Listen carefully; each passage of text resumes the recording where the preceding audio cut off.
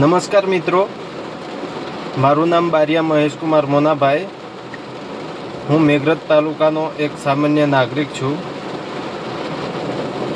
આજે એક એવા મુદ્દે વાત કરવા આવ્યો છું જે આપણા સૌની સાથે સંકળાયેલો છે.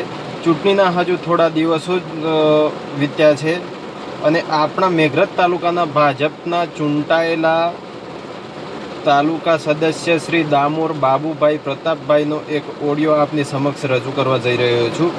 જનજાગૃતિ માટે મેં એક મેસેજ કર્યો હતો.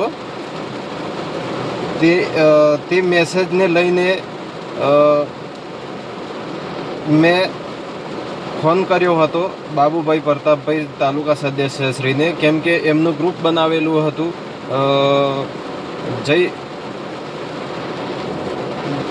જય શ્રી રામ કરીને ગ્રુપ બનાવેલું છે. એ ગ્રુપમાં એમને મેસેજ મેં કર્યો હતો જનજાગૃતિ માટે.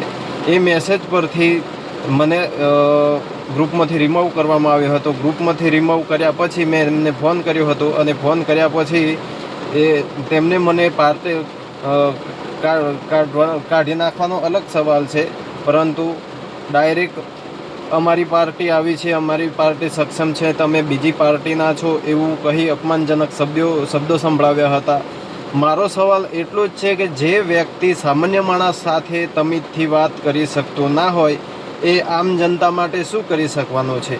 ગમે તે મંત્રી બનો, મહામંત્રી બનો, ભાઈ આ હોદ્દો તમારો નથી, આ હોદ્દો જનતાનો છે.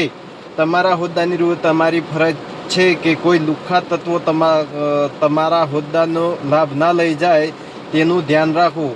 જો કોઈ દબાણ કરે કે કોઈ મોટા નેતાનું દબાણ આવે તો આવા પ્રશ્નો જનતા વચ્ચે ખુલ્લા પાડો તો જનતાએ તમને પસંદ કર્યા છે તો જનતા તમને 100% એનો ઉત્તર આપશે.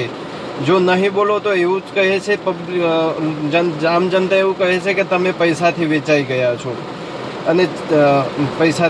ગયા છો અને મારું તો કહેવું એટલું જ છે કે આવી બધી વાતોમાં પડવા કરતાં પાર્ટી સમક્ષ આટલું વિચારો છો તો સમાજનું પર વિચારો. જેવું પાર્ટીનું વિચારો છો એવું ઉચ્ચ ધ્યેય સમાજ પ્રત્યે રાખો. સમાજને પાછળ રાખીને પાર્ટીને આગળ રાખવાથી કોઈ સમાજ આગળ નથી આવવાનો. પહેલાં સમાજનું વિચારો, પછી પાર્ટી આમ છે તેમ છે ને આવું તેવું બોલવા કરતો પહેલાં સમાજનું વિચારો. પાર્ટીનું કહીએ તો તમને મરચો લાગે છે, સમાજનું કહીએ તો કેમ ચૂપ થઈને બેસી જાઓ છો?